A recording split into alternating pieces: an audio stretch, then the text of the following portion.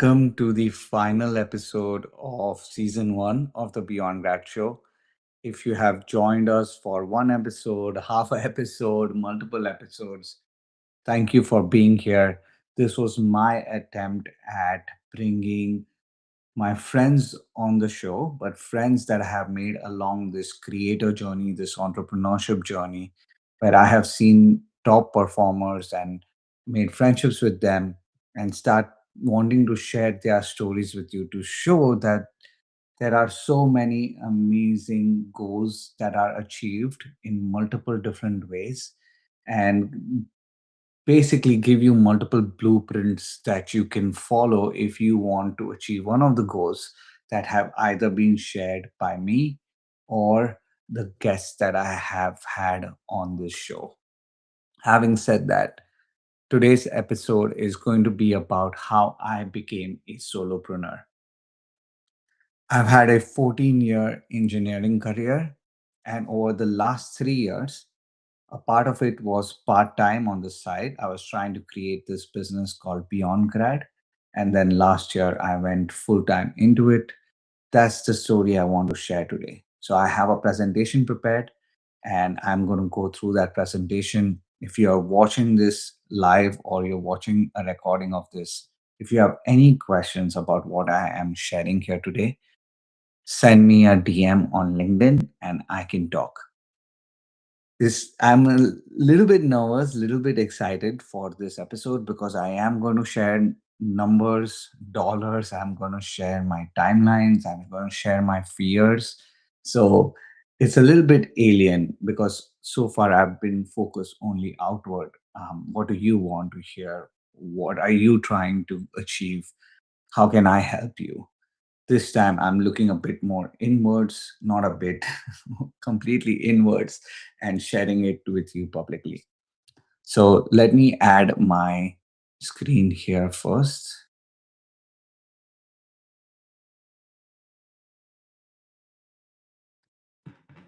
All right. This is a live show, so we have these fun things that we need to be doing. Okay. I'm just going to make sure that this looks good. No, that doesn't work. Yeah, probably this works. All right. So let me use my presentation to share my entrepreneurship journey with you. And in this case, what I am trying to do here is to share all the things behind the scenes that I have done so far. So let's get into it right away. So why did I start this entrepreneurial journey? So I've had a 14-year corporate career, 14-year as an automotive engineer. And there were three big reasons why this whole entrepreneurship area was calling out to me. The first one was lifestyle design. I wanted to have the ability to earn an income from anywhere around the world. Having created Beyond Grad actually helped me work from India for 6 months last year. I got to celebrate my sister's wedding, got to spend time with my family, gave my daughters an entire festival season in India to learn from and to grow with. And I want to live in bucket list destinations that are just not vacations, they are extended stays. You might see me move in, look here, because that's where a part of my screen is, but I'll try to continue to see if I can move through it. The next one is paying it forward. I'll share how I have learned immensely from mentors like Ramit Sethi, Seth Godin, Wes Cow. I've taken a bunch of their courses, and I learned from them quite a bit that I use in my corporate career, be it marketing, product focus, customer focus, sales, and I wanted to pay it forward in some way. So that's another reason why I felt like I wanted to do something in the entrepreneurial world. And then finally, in the corporate world, I was doing advanced engineering, thinking about how to improve your vehicle 5 years down the line. So in my work, at least in my day job, I felt like a very tiny screw in a huge, humongous machine. If the tiny screw fell off, nobody would really care, I think. In the best case scenario, they would just replace the screw. It was all well and good. It gave my family a beautiful life. I was just yearning to be a little bit more than a screw in somebody's life. I wanted to be an important gear, be maybe going back to the second one, be the same role model that I had with my mentors, kind of share that journey going forward. And I was able to do that. So last year, this is 5 months back, I wrote a post about how I touched 100K in revenue from Beyond Grad. That was completely outside of the engineering salary that I had earned in my life. The main fuel for this growth has been my LinkedIn journey. Over the last 3 plus years, I have written 819 posts. You see some of the stats here about the impressions the posts have generated, comments and likes and engagement and reshares. That has been the fuel for the growth of the business. That's the top of the funnel. That's where a lot of people came to know about me, what I want to help with, whether it is valuable for them or not. And all of this will become important as I go along and share my journey with you today. By the way, if you're watching live and if you have any comment or any question for me, please add it in the comment section of where you're joining me from, either LinkedIn or YouTube. If you put it in the comment, it shows up here in my streaming software and I'm able to bring it in during the session live.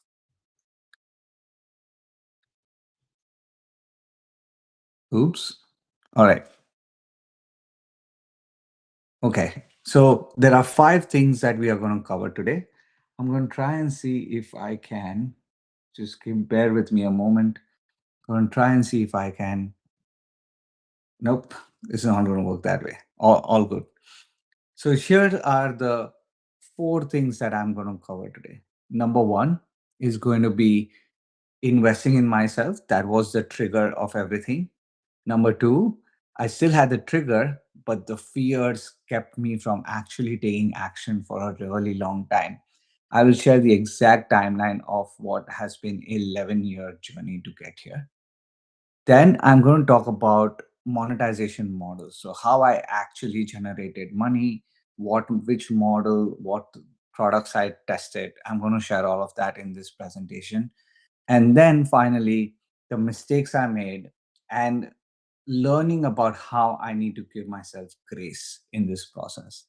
So we are going to cover all of it, starting with investing in myself. There's a really nice story here. It's going to be shown by a cute infographic, but there's a lot of growth happening in these cartoon storyboard. So 2014 was a time frame that I got married to my then girlfriend, and it was the first time in the US that I was moving out of a house where I was renting with my roommates. I was sharing the rent, sharing the utilities, living a very monastic lifestyle, right? Simple bed, a computer, and that's about it.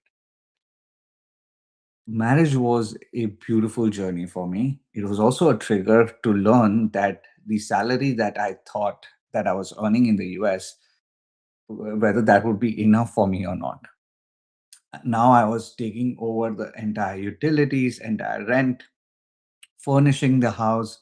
And I started to get a little nervous and anxious about whether I'll be able to afford having a life in the US because I was also taking the responsibility of my family back home. So all of that combined kind of started to add a little bit of a nervousness in me.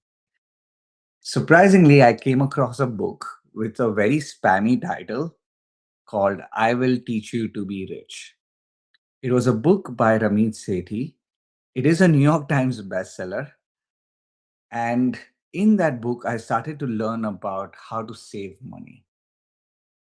There, Ramit mentioned that at some point you will have a plateau of how much more money you can save. That time you should think about how to earn more money. And that's where the light bulb started to go off, that, oh, I should think about how to earn more money. And while I was thinking of that, and this is the marketing genius of Ramit, is that he has these courses, and he has this email funnel that he would share news about his courses. And one such email landed on my inbox, which said, "Hey, I have a course called Earn $1,000 with Freelancing." And I was like, okay, that is really interesting. Normally, I would just go ahead and buy it, but I have never bought anything online outside of paying for my education. So there was a huge kind of a gap there that I wasn't able to fulfill. The next, I was on an H1B. I mean, I couldn't earn anything on the side. So will this course be even worth it? For some reason that I cannot fathom now, I took the leap of faith and I bought that course. That was like the snowflake that started the snowball, that started the avalanche. Over the next kind of years and years, I have bought courses from Ramit Sethi. I bought more than 12 of his courses. So he's been a huge mentor in this process.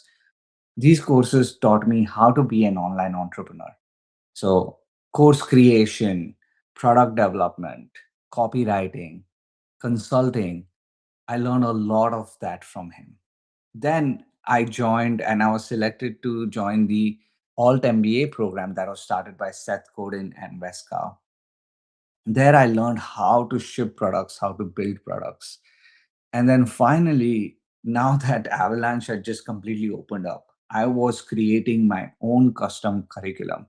And I was buying courses about writing, about YouTube, about LinkedIn, all of these different courses, left, right, center. I have invested over $50,000, as good as a master's program in the US, over the last 10 years on entrepreneurship courses. Because I worked in a situation where I was able to bring a lot of that on, even in my corporate life, I was already getting a return of investment because I was able to increase my salary. I was able to get a partnership offer at my consulting company, all because of the fact that I was taking this entrepreneurial learning and applying it to improve my company's processes, be it marketing, sales, or at least take part in it, get multi six figure contracts into the business. And then that kind of gave me some money back in terms of my corporate career. Now, I share this because you can look around and ask people how many of them are investing in a custom curriculum like this. You will hear a lot about technical boot camps and AI and whatever the technical certification is in your field. Those are important. I will not deny that. At the same time, if you want to grow as an entrepreneur or if you want to be a founder someday, you have to invest in courses that teach you that. If we learned how to do engineering, how to do accounting, how to do a CPA certification, we should also learn how to do entrepreneurship. And was the avalanche that started it for me. But the big but here is, okay, I was investing a lot of money in learning. Was I really applying anything? And I think that is where my fears started to kick in. It was easy to be in that school kind of an environment where you're just learning. When trying to build something in public, that's a whole another ball game altogether. And I had a ton of fears. To share my fears, I think it is important for me to share this timeline. It is a timeline that took me 11 years from where I started this journey to where I am now. So in 2014, like mentioned, I bought a bunch of courses. 2015, I was part of the Alt MBA program. Still, it took me 2 years to have the gumption to even try doing a workshop at my university. I did maybe five or six in that year, and I got a lot of momentum going that helped me launched my site in 2018 and I wrote my first blog post. Over the next 5 years, I wrote multiple blog posts, but they were all hidden from the public domain. I was hoping that Google would show it in the first page of the search results. There's going to be a whole generation who don't even know what search results are. But I was just hoping that Google would present it, not sharing anything about it on any kind of a social media platform. And for 5 years, I was just building in the dark. I even tried to launch a product and nobody bought. I stopped there because I'm sharing away, giving away the story a little bit. But nobody bought, and that was when it actually triggered for me that I had to do something in public, in the public domain. That's when in 2023 I wrote my first LinkedIn post in the topics of what I wanted to teach with Beyond Grad. 2024, it took me still a year to earn like a significant amount of money from outside of my engineering. I moved into the business full time in 2025. And over the last 2 years, 2024, 2025, I've earned more than $100,000 from the business.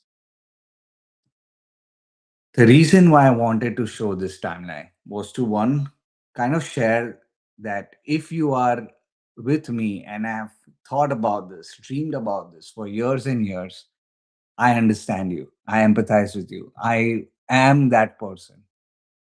If you are not, if you haven't spent a decade thinking about it, if you are somebody who's really thought about it recently and want to take action, I would say that I don't want you to go through multiple years and look back and say, oh, I noticed what I'm sharing this is inadvertently happened to me. I would rather you learn from this big fear of mine and start taking action publicly today. Honestly, in the first year, it doesn't even matter what kind of action you're taking. All it matters is taking action.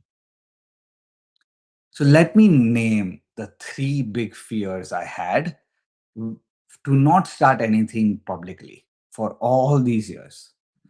Number one was fear of failing in public. By that point, I had a decade in my engineering services company and I was doing really well. I was getting promoted. Like I said, I was offered a partnership title. So my career growth so far had been a bunch of successes.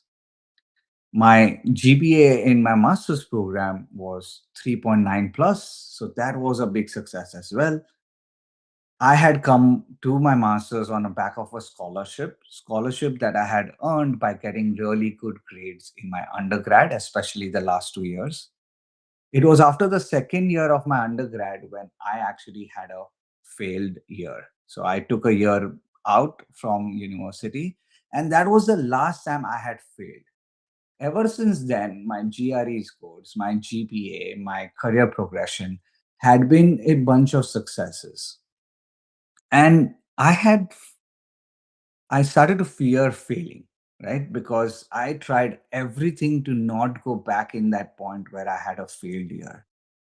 So I had to relearn that it is okay to have that feeling.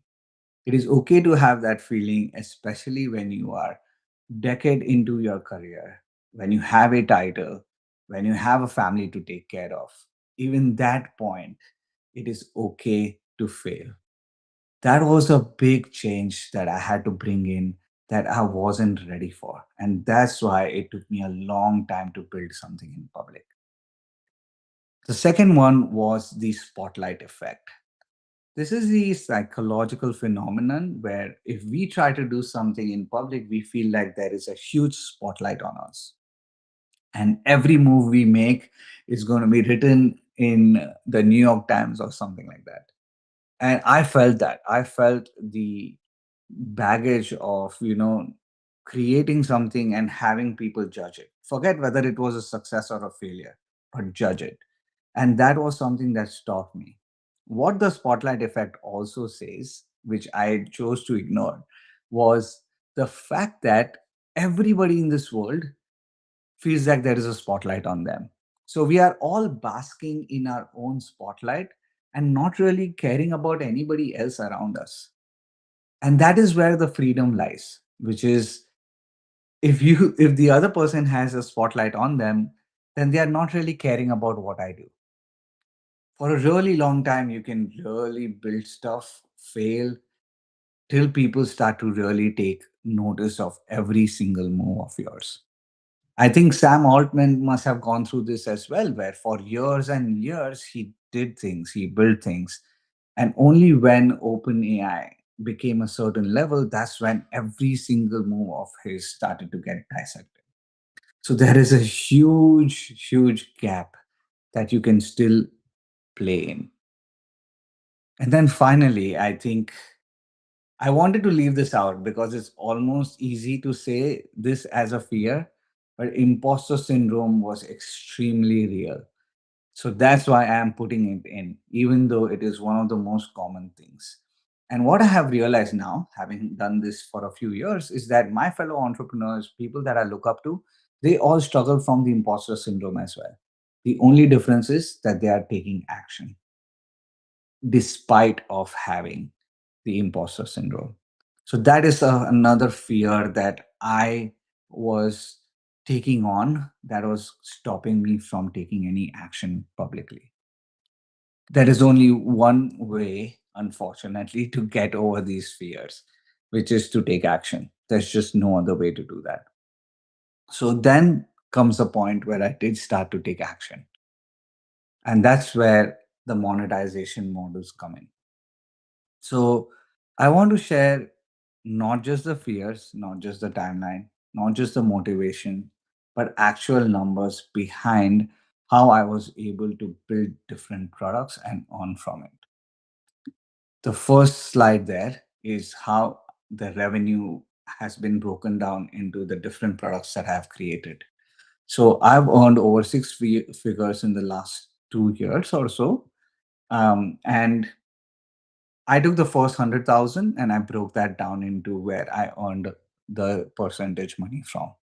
So I earned 53.6% from hybrid coaching, which was one on one coaching and a little bit of a group program. This was mainly me trying to help other US professionals land a better job in the US. So these were for somebody, I had a few students who were very early career, had no experience. The main section or the cohort of the people that come and seek help are individual contributors, like senior and staff individual contributors. And there have been few managers as well that have helped land amazing offers in the US. 53.6% was through the hybrid coaching model. 32.6% was through a premium one-on-one program that I have. This is a 15 call program, and that was what was the 32% as well. So you notice how there is a big service element, like the one-on-one group. There's a big involvement of my time, and that actually, if you combine both of that, it's about 87.2%, if I get my maths right. No, 86.2% of the total revenue that I have earned. Then there have been 8% brand partnerships. You must have seen me share partnerships such as Manifest Law. Then I had a partnership with Teal early on in my LinkedIn writing process. 4.2% has been cohort based programs. So I had a 21-day interview mastery program that had a few students come in. And then courses is 1.5%. One thing that I want to share here that I was surprised by is that courses is where I started. And I was a product of having bought so many courses. So I thought, let's just start a course. What I realized is that early on, it is better to create some kind of a service based heavy product because you do not have a lot of volume. And that is where I want to share like all these different experiments that I did to drive this point home in terms of a timeline. So in May 2022, I created a performance review product. So helping you master your performance reviews at work. I thought I was able to do that because, again, I had learned sales, I had learned marketing, something that you have to do in your workplace as well. I had grown from a engineer to a senior engineer, staff engineer, eventually landing a partnership offer in my consulting company. So I thought I knew about how to do really good performance reviews. That was a $350 cohort based product that I tried, and it was on the platform Maven that a lot of you might know, maven.com. At that point, I had no following, I had no logos. So I was working in a small consulting company. People in the automotive industry would know my company, but it wasn't a Google or a Meta or a Facebook. So there was not a lot of social proof there. And eventually, what happened was that even after promoting it heavily, from what I thought, nobody bought that product. So then I was like, okay, I need to start building a following first and then try to see if I can launch a product. The next product I launched was in April 2023. This was a how to get promoted product. So, not performance review. I thought, let me go to the transformation, how to get promoted. It was a $150 digital course. I thought, let me price it cheaper. Maybe more people will come because it is cheaper in price. More people did come. I had started to get the following that I required. It was about six students bought the program in 6 months. So still not ideal, still not what I would call a livable income from the business. And all of this was I was doing it on the side. So I had the flexibility of having earning my day job salary to kind of make these tests run. And I had about 3K followers, like I said, on LinkedIn. But I realized that, okay, maybe this whole promotion uh, maybe is not the right product for me. So in November 2023, I launched a student job search program. So helping international students in the US find their first job. It was a $2,000, $2,500 cohort based program, or you could do $500 and 5% of your salary. What I noticed, it was a $10,000 launch, so it was significant. Uh, Niching down definitely worked. So I focused specifically on a target avatar. I chose a course to build on a pain point, which was job search, which is a huge, humongous pain point. What I realized was that the student market as a market for business is a tough one from both sides. Like, one, they've already invested so much, so they are not able to invest more and more. And then on the other side, right now they don't have a lot of experience to kind of use to position themselves strongly in the job search. So they are mostly hoping that their projects, their coursework, and a lot of gumption and a lot of proactivity and a lot of luck really helps you to kind of get the transformation that you're looking for. So that's something that I learned as well in that product. And I will tell this always is that percentage pricing is a risk. So a portion of the people chose to pay the full price, a portion paid the performance price, which is $500 and then 5%. Half of the people who paid the performance price either said, oh, they were not enough happy with the program, or they just completely ghosted me. So they might be doing jobs right now in the industry, and I haven't heard back from them saying, hey, I landed a job. I would love to give that 5% back. The other half were able to land jobs, were very open and honest, and right from the get-go. So I was able to cover up that as well, and that 10,000 became around 20,000, 25,000, if I remember. I don't remember the exact number there, but it was around that time frame because of that performance element. So then I was like, okay, let's see what is the next test going to be. I wanted to move from the student to a more professional in the industry because now they will have experience. I also felt that because some of these students had some experience, whenever they had experience, I was able to help them better. Because I, in my day job, had to sell our technical services. I had to sell the the work that we were doing, the projects we would do in a simulation based environment, in a calculation physics based modeling environment, and align that with business goals. So I was able to sell six-figure contracts with companies like Aramco and Harley and big companies like that. So I knew how to convert technical expertise into strong positioning. And that's why I started to then work more with experienced professionals. Now I was doing the hybrid coaching program at $3,000 and then the one on one coaching program at $6,000. And I was starting to, that's where the monetization model clicked, and what you saw in the previous slide about how I was able to earn a significant portion of the income. So, who you choose early on as a client matters significantly. I wouldn't say that, oh, you should never try to sell to students.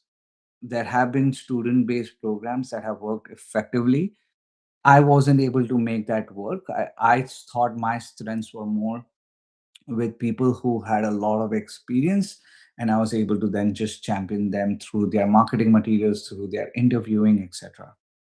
And I do think a lot of entrepreneurs give this advice as well, which is you want to solve problems for an audience that has one, the willingness to pay, and then the ability to pay as well.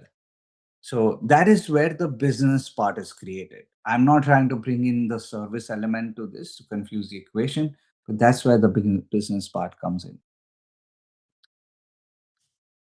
Then I paused the hybrid program in about November 2024 and just focused on the one-on-one coaching for $6,000. The reason why I thought that I have shared is I was doing 70% of the work that requires in a one-on-one coaching in the hybrid coaching model, and I was getting 50% of the revenue for it. So I moved to one-on-one fully, and that is still the core offer that I have today.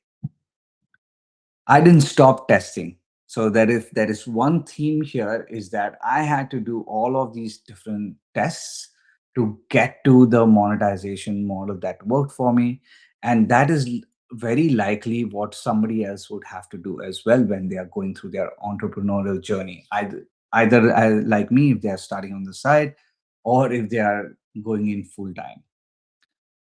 In February to November 2025, I also ran three cohorts of a $500 product called 21 Day Interview Mastery.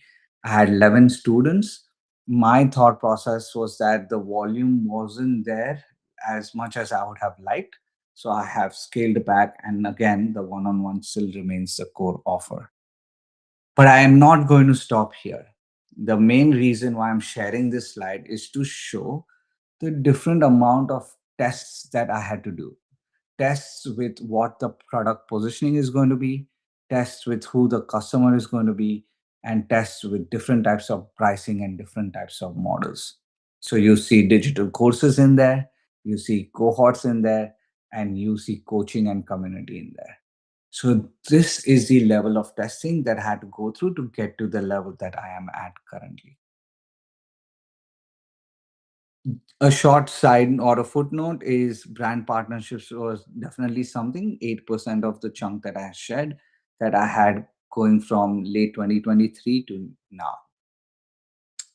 So there are three things I noticed that I would love to share with anybody who is interested in the entrepreneurial journey is that in the beginning, when you have a smaller audience, a higher ticket product helps you replace your income faster. For a lower ticket product, uh, a lot of us are fans of Coursera or Udemy. That is a lower ticket product. you are relying heavily on volume. And at the beginning, volume is a hard thing to get. So that's where higher ticket, more high touch, more service based approaches work well. The second one that I noticed in the all the tests that I have done is that each model has an emotion associated with it. So you might fear doing one-on-one coaching, but then if you do it, you might enjoy it the most. Or you might do it for a while and you're like, okay, one-on-one coaching is not for me. Maybe I should try cohort-based programs or I should try courses. I know for a few entrepreneurs who've gone completely to the SaaS route, building tools to help solve a certain problem. When you test all of this, you get to understand what your emotion is with it and how you are able to sell it.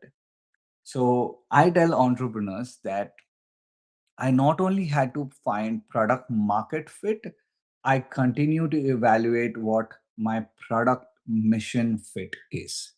Is the product that I'm building speaking to the mission that I want with my entrepreneurial journey? Going back to why I really started this whole thing. Is it aligned with my mission? And finally, there is no denying this fact that as you increase your reach, your options start to increase as well. When I had no following, a cohort program completely flopped. When I had some following, significant amount of following, a cohort was reasonably successful, may not be as to the level that I wanted it to be at that point, but it is reasonably successful. I think now I can even try a digital course to see what kind of a result is that's getting me, what kind of value it is giving back to the students who are buying that product. So as you have more reach, your options tend to increase as well. I wanted to kind of share a slide of the tool stack that I use. Now, this is not an exhaustive tool stack. I What I would have mentioned here as well has been some of the gear that I have purchased. There's a light that is shining on me. There's a camera and a teleprompter that I'm using with you right now. So add another um, $3,000, $5,000 to this entire setup. But I use 6 tools every month to sustain this level of income. And you'll be surprised by how much is possible with just a few tools. So I use Kajabi, which is my website hoster, payments gateway, my course builder, my email service provider. That is about $250 a month. Then there is LinkedIn Premium that I pay about $70 a month for. That is the top of the funnel. That is where a lot of people know me from.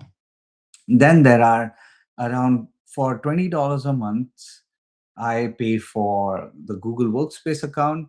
Uh, then Authored Up is a tool I use for LinkedIn, Claude, Grammarly, and Canva. And I have now started to invest in a bit more tools. I recently bought a subscription to Whisperflow, and there are a few other tools that I'm still evaluating. If I go to a different channel like YouTube, then I might have a few other tools as well in here. But so far, to earn that $100,000 chunk that I shared with you, I didn't need a whole lot. I don't think I was even paying for Canva at that point. I just paid for Canva because I was doing a lot of infographics and stuff like that. So the total burn rate for something like this could be around $420. Now, I'm not including any of the investments I made in courses. That is just me investing in myself. I continue to invest in courses and learn from the best entrepreneurs out there. I just wanted to share the two stack that you need to build a business like this and hope to show that you don't need a whole lot and it can be a really good business when you're starting out and building a cash flow. I think this is the final section that I am getting into, which is mistakes and grace. I want to bring back that timeline. I think if I look back at this 11-year timeline, I just feel like, oh my God, I wasted so much time. So it is a mistake. You that wasting time is a mistake. The What is also true is grace, which is I have learned that I have to give myself more grace in this process. We were all taught to be a spoke in this whole industrial revolution wheel, right? We were all taught to get a job or how to use your technical skills in getting a job. Even though my parents were entrepreneurs, they ran a stationery store. So there wasn't a direct correlation to what I wanted to do here. So I felt like I did not have anything to really start this entrepreneurial journey with. I did not have any training, I did not have any direct mentors. All of them were indirect mentors that I was buying courses from. So, yes, it is a mistake. I should have done this a lot faster, a lot sooner. Yes, I'm also trying to give myself some grace that it's okay, especially for grace for things that were in the past, because I can't really change anything. So, I wanted to kind of reshare this relatable timeline with you all. Is that can take a while to figure stuff out, to put yourself in a position where you are taking action. The other three mistakes that I still find myself making, still myself find myself catching. One of the ones is overthinking instead of testing. I've been sitting on this new cohort-based program that I want to run for the past 6 months. That is again also overthinking, right? At this point, I have all the tools that I need. Now I'm trying to just overthink the level of the program that I want to create, who I want to create it for, what it will have. I would rather have saved that time by running a few tests and seeing what value people are getting, whether they are getting the transformation that I'm promising, and if not, then how to iterate on it. So, overthinking is a big mistake that I have made, I continue to make, and I hope that you kind of at least internalize or realize if you are making the same one. The next one is a very interesting one, is trying to be stoic. I shared how I had a failure in my undergrad, and since then, I built really strong mental models to find success. Getting placed at Accenture by the end of my engineering time, I didn't take that. Went to my master's, got a really good GPA, got a internship in the first 2 semesters. That translated into a full time, got into a partner role, yada yada yada. Point being that I had developed really strong mental models and I was achieving success. Entrepreneurship kind of broke a lot of those strong mental models. I thought I would be stoic through the whole process. I knew the theory. I would just take it very like numerically, mathematically. Okay, this is how much I need, and top of the funnel, this is how much I'll make, bottom of the funnel. All of that is out of the window. Entrepreneurship has been one of the most toughest emotionally and mental journey for me. It continues to be. And the mistake was not that, oh, it shouldn't be. The mistake was assuming that I'll be stoic through it. So I've had to rely a lot more heavily on my family, on my spouse. I have even tried a therapy session just to see how to solve for emotional and mental challenges. The final one is over relying on impressions. By impressions, I mean views. So whether it's YouTube or LinkedIn, I chose LinkedIn as my platform. I over relied on impressions. I would write posts that I was trying to go viral with quite a lot. And it was fuel for my growth. I have gone from 0 followers to 84,000 followers on the back of those posts. What I also made mistake was I did not share a lot of successes that my students were having. I did not share direct links to my programs. I did not sell as strongly as I should have. So over relying on impressions was another mistake that I made. I'll end with a final slide here, which is about grace is that I started this entrepreneurial journey. I shared why I moved away from my corporate life. In the thumbnail of this episode, you must have seen that I walked away from a $150,000 total compensation job with a partner title. So the partnership brought a bigger buck when it comes to profit sharing and stuff like that. I I feel like, oh, I should have had made that yearly salary in the first year itself of my full time entrepreneurial journey. Why am I doing this if I am not going to make my first year salary? Or in the first year, why am I doing this if I'm not making the same money as the salary I was making in my job? And I think this is where I want to share a story about going back to India for the last 6 months last year.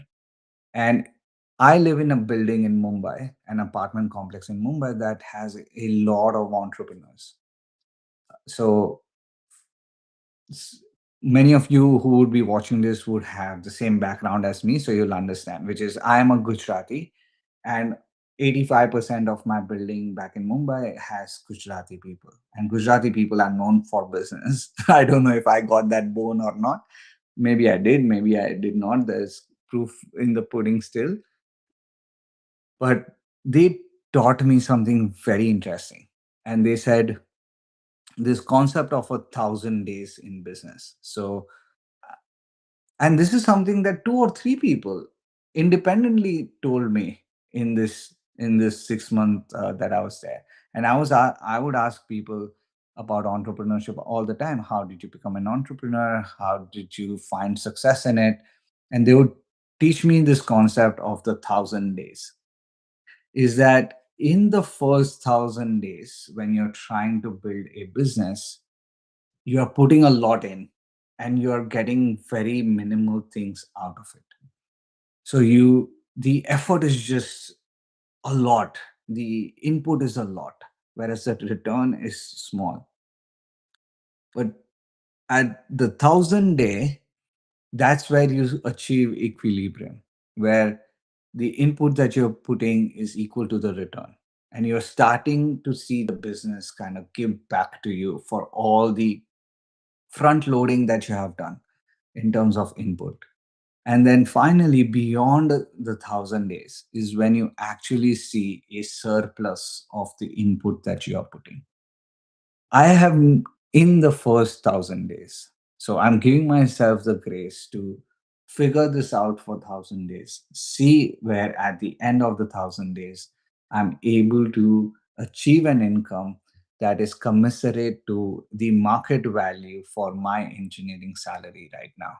And I'm hoping that all the front loading that I am doing right now, when it comes to effort, learning how to make products, learning how to give value back to my mentees, is what is going to help me bring a better return in the future. That I can reinvest and make better and better products and be the businessman that I wish to be. So that's where the final grace slide comes from. I know there are a few people who have followed me live in this session. I appreciate you for following me live. If there's any question, I would love for you to put that in the next minute or two.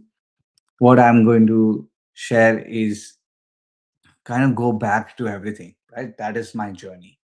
Yeah, I shared the motivations of why I wanted to become an entrepreneur and leave my corporate career.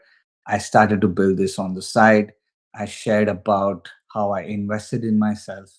I shared about how there were fears that actually made this journey a 11-year journey. I shared about the exact monetization models that helped me achieve the first six figures, helped me like all the tests that I did with different pricing, different products, different positioning, different way of teaching, and then finally the mistakes and grace that I continue to make and continue to give myself. That's been my journey on this entrepreneurship. I know I titled it Solopreneur, but I'm hoping to not be a solopreneur for long. I want to build a team that helps me take this journey to the next step. And I'm looking forward to doing that in the next year or two.